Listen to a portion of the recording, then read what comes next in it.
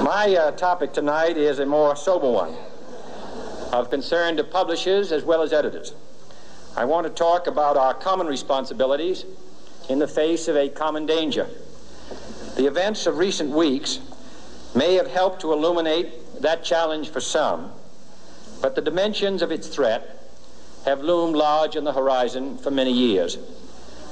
Whatever our hopes may be for the future, for reducing this threat or living with it, there is no escaping either the gravity or the totality of its challenge to our survival and to our security. A challenge that confronts us in unaccustomed ways in every sphere of human activity. This deadly challenge imposes upon our society two requirements of direct concern, both to the press and to the President. Two requirements that may seem almost contradictory in tone, but which must be reconciled and fulfilled if we are to meet this national peril. I refer first to the need for far greater public information, and second, to the need for far greater official secrecy. The very word secrecy is repugnant in a free and open society, and we are, as a people, inherently and historically opposed to secret societies, to secret oaths, and to secret proceedings. We decided long ago that the dangers of excessive and unwarranted concealment of pertinent facts far outweighed the dangers which are cited to justify it. Even today, there is little value in opposing the threat of a closed society by imitating its arbitrary restrictions. Even today, there is little value in ensuring the survival of our nation if our traditions do not survive with it. And there is very grave danger that an announced need for increased security will be seized upon by those anxious to expand its meaning to the very limits of official censorship and concealment. That I do not intend to permit to the extent that it's in my control. And no official of my administration, whether his rank is high or low, civilian or military, should interpret my words here tonight as an excuse to censor the news, to stifle dissent, to cover up our mistakes, or to withhold from the press and the public the facts they deserve to know. But I do ask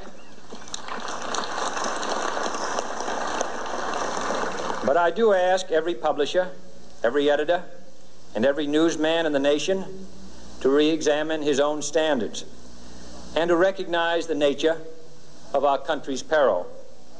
In time of war, the government and the press have customarily joined in an effort based largely on self-discipline to prevent unauthorized disclosures to the enemy.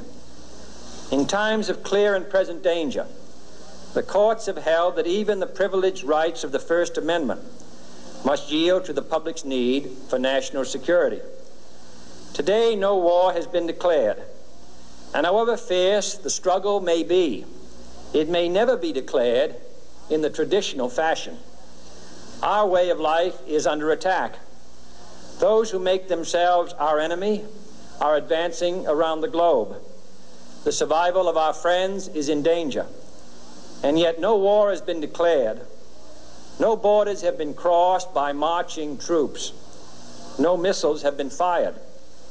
If the press is awaiting a declaration of war before it imposes the self-discipline of combat conditions, then I can only say that no war ever posed a greater threat to our security. If you are awaiting a finding of clear and present danger, then I can only say that the danger has never been more clear, and its presence has never been more imminent. It requires a change in outlook, a change in tactics, a change in missions by the government, by the people, by every businessman or labor leader, and by every newspaper. For we are opposed around the world by a monolithic and ruthless conspiracy that relies primarily on covert means for expanding its sphere of influence, on infiltration instead of invasion, on subversion instead of elections, on intimidation instead of free choice, on guerrillas by night instead of armies by day. It is a system which has conscripted vast human and material resources into the building of a tightly knit, highly efficient machine that combines military, diplomatic, intelligence, economic, scientific, and political operations. Its preparations are concealed, not published. Its mistakes are buried, not headlined. Its dissenters are silenced, not praised. No expenditure is questioned, no rumor is printed, no secret is revealed. It conducts the Cold War, in short, with a wartime discipline no democracy would ever hope or wish to match. Nevertheless, every democracy recognizes the necessary restraints of national security. And the question remains whether those restraints need to be more strictly observed if we are to oppose this kind of attack as well as outright invasion. For the facts of the matter are that this nation's foes have openly boasted of acquiring through our newspapers information they would otherwise hire agents to acquire through theft, bribery, or espionage. That details of this nation's covert preparations to counter the enemy's covert operations have been available to every newspaper reader, friend and foe alike.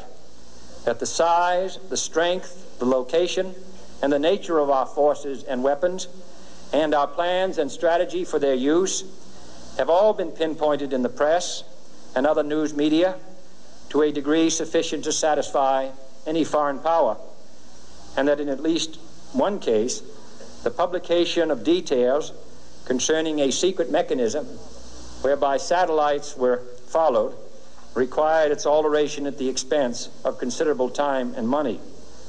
The newspapers which printed these stories were loyal, patriotic, responsible, and well-meaning. Had we been engaged in open warfare, they undoubtedly would not have published such items. But in the absence of open warfare, they recognized only the tests of journalism and not the tests of national security. And my question tonight is whether additional tests should not now be adopted. That question is for you alone to answer. No public official should answer it for you. No governmental plan should impose its restraints against your will. But I would be failing in my duty to the nation in considering all of the responsibilities that we now bear and all of the means at hand to meet those responsibilities if I did not commend this problem to your attention and urge its thoughtful consideration. On many earlier occasions I have said, and your newspapers have constantly said, that these are times that appeal to every citizen's sense of sacrifice and self-discipline. They call out to every citizen to weigh his rights and comforts against his obligations to the common good. I cannot now believe that those citizens who serve in the newspaper business consider themselves exempt from that appeal. I have no intention of establishing a new Office of War Information to govern the flow of news. I am not suggesting any new forms of censorship or new types of security classifications. I have no easy answer to the dilemma that I have posed and would not seek to impose it if I had one. But I am asking the members of the newspaper profession and the industry in this country to re-examine their own responsibilities, to consider the degree and the nature of the present danger, and to heed the duty of self-restraint which that danger imposes upon us all. Every newspaper now asks itself, with respect to every story, is it news? All I suggest is that you add the question, is it in the interest of national security? And I hope that every group in America, unions and businessmen and public officials at every level, will ask the same question of their endeavors and subject their actions to this same exacting test.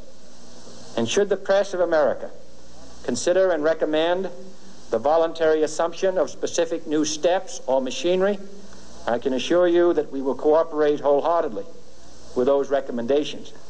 Perhaps there will be no recommendations. Perhaps there is no answer to the dilemma faced by a free and open society in a cold and secret war. In times of peace, any discussion of this subject and any action that results are both painful and without precedent. But this is a time of peace and peril which knows no precedent in history. It is the unprecedented nature of this challenge that also gives rise to your second obligation, an obligation which I share, and that is our obligation to inform and alert the American people, to make certain that they possess all the facts that they need and understand them as well, the perils, the prospects, the purposes of our program, and the choices that we face.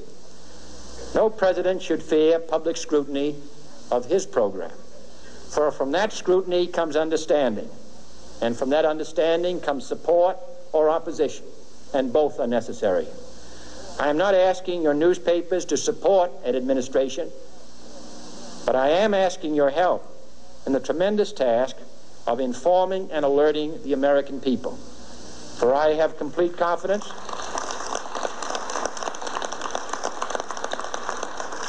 in the response and dedication of our citizens whenever they are fully informed. I not only could not stifle controversy among your readers, I welcome it. This administration intends to be candid about its errors. For as a wise man once said, an error doesn't become a mistake until you refuse to correct it. We intend to accept full responsibility for our errors, and we expect you to point them out when we miss them. Without debate, without criticism, no administration and no country can succeed, and no republic can survive. That is why the Athenian lawmaker Solon decreed it a crime for any citizen to shrink from controversy. And that is why our press was protected by the First Amendment, the only business in America specifically protected by the Constitution, not primarily to amuse and entertain, not to emphasize the trivial and the sentimental, not to simply give the public what it wants, but to inform, to arouse, to reflect, to state our dangers and our opportunities, to indicate our crises and our choices, to lead, mold, educate, and sometimes even anger public opinion. This means greater coverage and analysis of international news, for it is no longer far away and foreign, but close at hand and local. It means greater attention to improved understanding of the news, as well as improved transmission. And it means, finally, that government at all levels must meet its obligation to provide you with the fullest possible information outside the narrowest limits of national security, and we intend to do it. It was early in the 17th century that Francis Bacon remarked on three recent inventions already transforming the world: the compass, gunpowder, and the printing press. Now the links between the nations, first forged by the compass, have made us all citizens of the world, the hopes and threats of one becoming the hopes and threats of us all. In that one world's effort to live together, the evolution of gunpowder to its ultimate limit has warned mankind of the terrible consequences of failure. And so it is to the printing press, to the recorder of man's deeds, the keeper of his conscience, the courier of his news, that we look for strength and assistance, confident that with your help, man will be what he was born to be, free and independent.